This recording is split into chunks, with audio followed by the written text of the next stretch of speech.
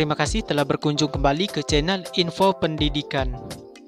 Baik, pada kali ini saya akan memberikan informasi yang berkaitan dengan keputusan Menpan RB.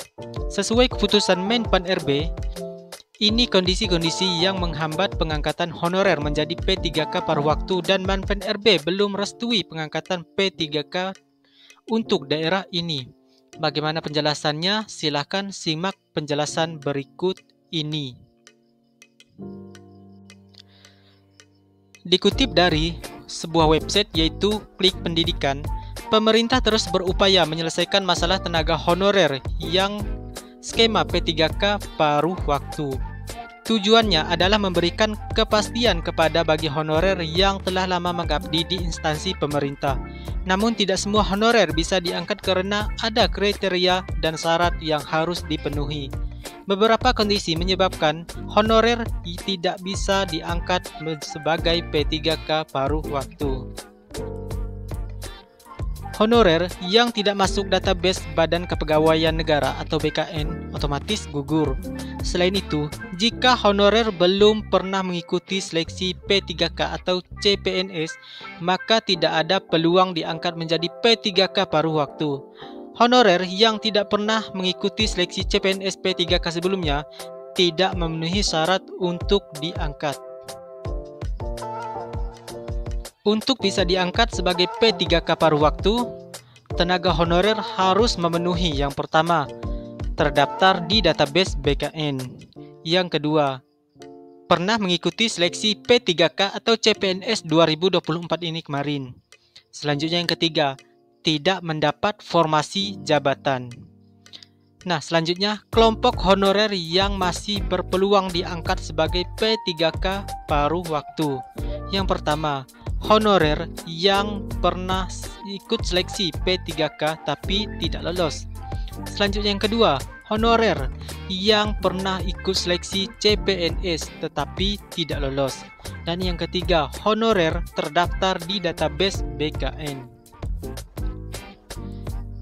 Pengangkatan bisa dibatalkan jika tenaga honorer yang pertama meninggal dunia, yang kedua mengundurkan diri, dan yang ketiga tidak melengkapi dokumen. Nah, jadi posisi yang bisa diisi P3K paruh waktu meliputi guru dan tenaga kependidikan.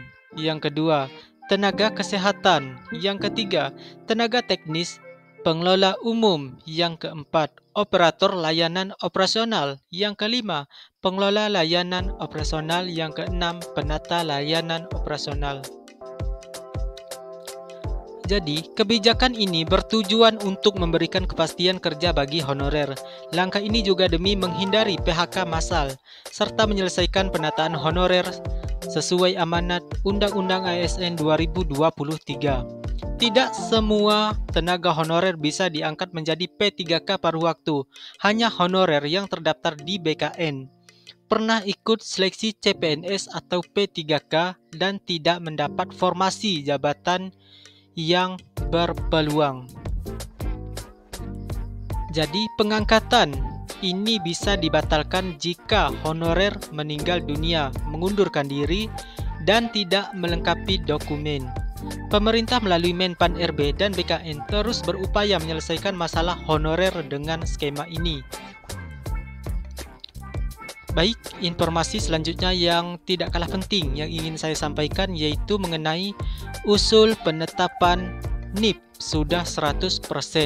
Menpan RB justru belum merestui pengangkatan P3K untuk daerah ini. Nah, bagaimana penjelasannya? Silakan simak berikut ini.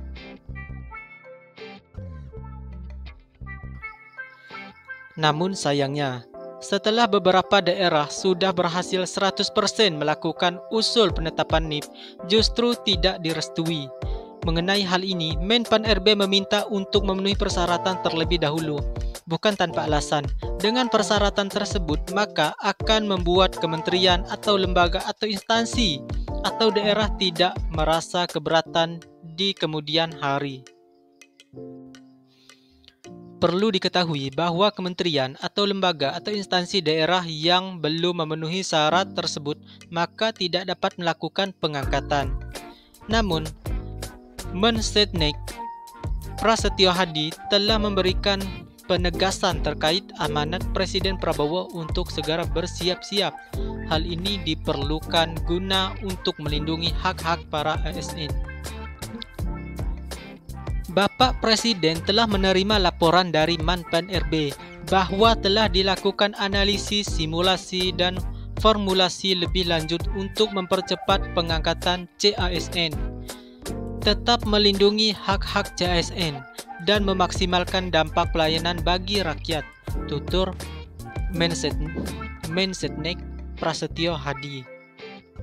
Demikian, semoga daerah yang sudah tuntas 100% usul penetapan NIP bisa segera memenuhi persyaratan untuk memastikan nasib dan kesejahteraan honorer.